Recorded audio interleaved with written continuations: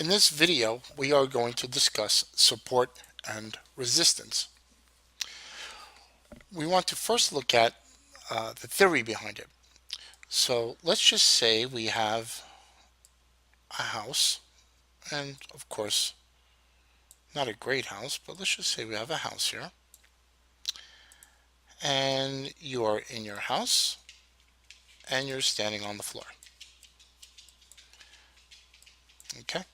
So the floor is a support, and the ceiling is a resistance. So this is a resistance, this is a support.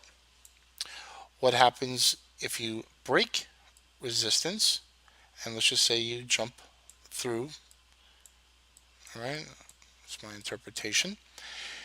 If you went through the resistance, through the ceiling, you cut a hole, and now you're on top of resistance, this now becomes support.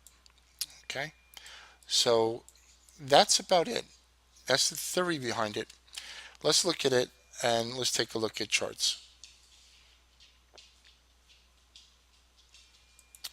Okay, here is what they call a swing high, a swing low, swing high, swing low, swing high, swing low.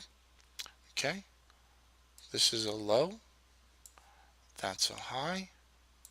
Okay, so these are swings. You can look at the market and just determine little swing highs and swing lows.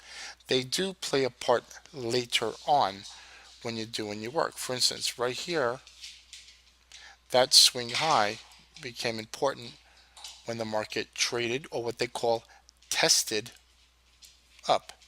It failed. If we look at the charts up here, so here, that's resistance. It's above the market at the time, right? Market went up, found resistance, came down.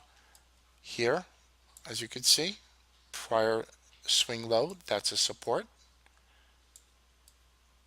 And then up here again, resistance based on this. The market consistently likes to quote unquote test areas.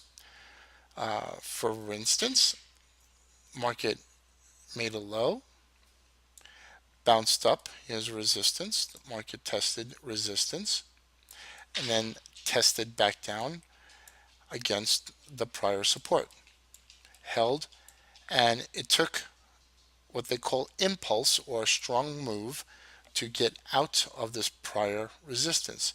This now becomes a floor right in here. So should the market pull back, and that's considered a pullback, that would be support, looking at the prior swing high. So support and resistance basically is just swing highs and swing lows, as you can see even here, right? Market tested on the way down to a prior support and held. Swing highs and swing lows are the easiest way to define a support and resistance. There are other ways, a little bit more complex, but keeping it basic, this is how you identify support and resistance. Just essentially looking at highs, prior lows, and how the market affects things. So if we take this from here coming across, right, that was a prior resistance, became support on the test down before going higher. Hope you enjoy the video. My name is Christopher Terry, and this is a video on support and resistance.